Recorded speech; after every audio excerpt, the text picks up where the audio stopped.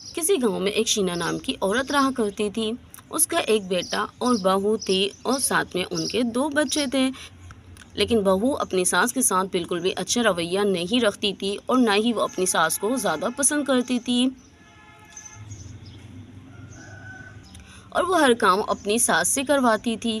अरे ओ माँ जी, इतनी देर से ऐसे ही बैठी हुई हो, लो सब्जी काट दो थोड़ी सी। अरे लाओ बेटा, काट देती हूँ, इसमें इतना बुरा मानने वाली क्या बात है।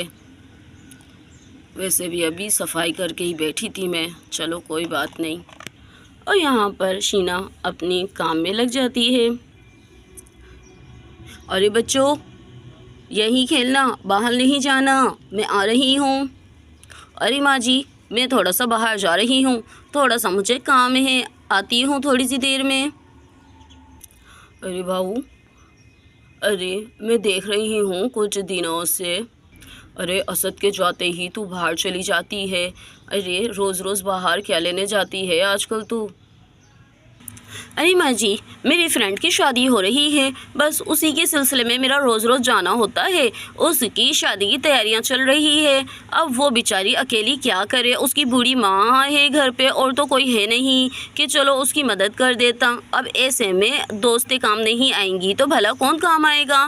तो बस मैं तो वहाँ जा रही हूँ उसकी मदद करने। और हाँ, मैंने असद को कह दिया था, असद से पूछ के ही जा रही हूँ और अब कुछ नहीं कहना। और हाँ, अगर गुड्डू पोटी पीछी कर दे तो साफ़ कर देना, ऐसा ना हो कि मैं आऊँ तो वो ऐसे ही सना हुआ मिले मुझे।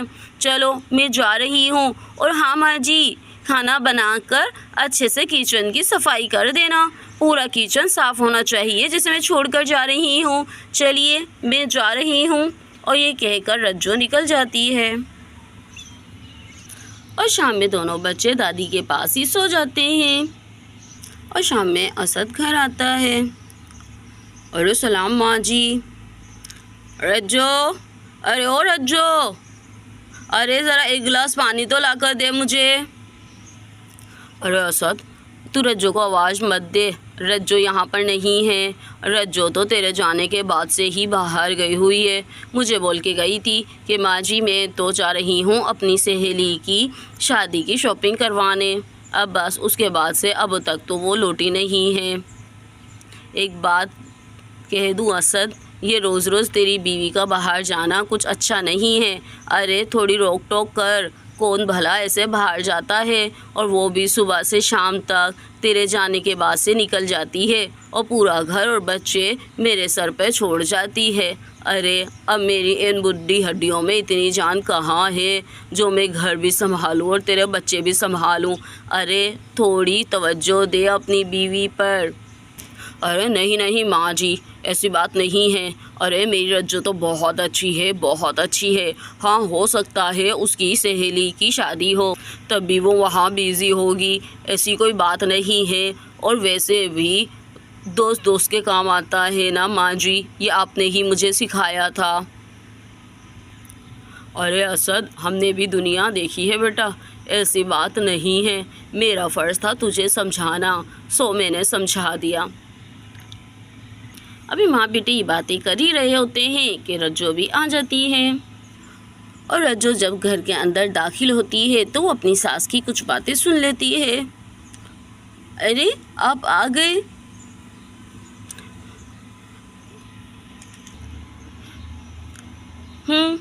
भर दिए ना अपने बेटे के कान, मुझे पता था कि तुमने आते ही शुरू हो जाना है।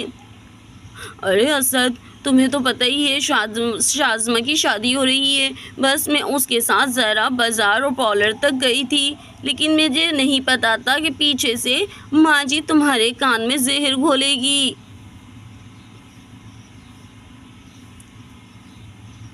क्या तुम भी ऐसा ही सोचते हो? बताएं ना असद, जो माँ जी कह रही थी।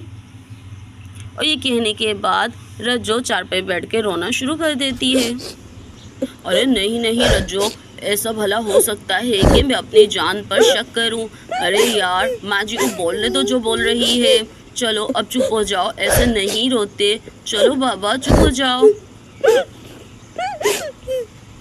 देखा माँ जी, रुला दिया ना बेचारी को।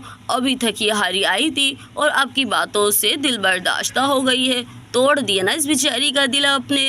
अरे माँ जी, क्यों आप मेरी बीवी के पीछे पड़ी रहती हैं? अरे मेरी बीवी तो लाखों में एक है, लाखों में एक।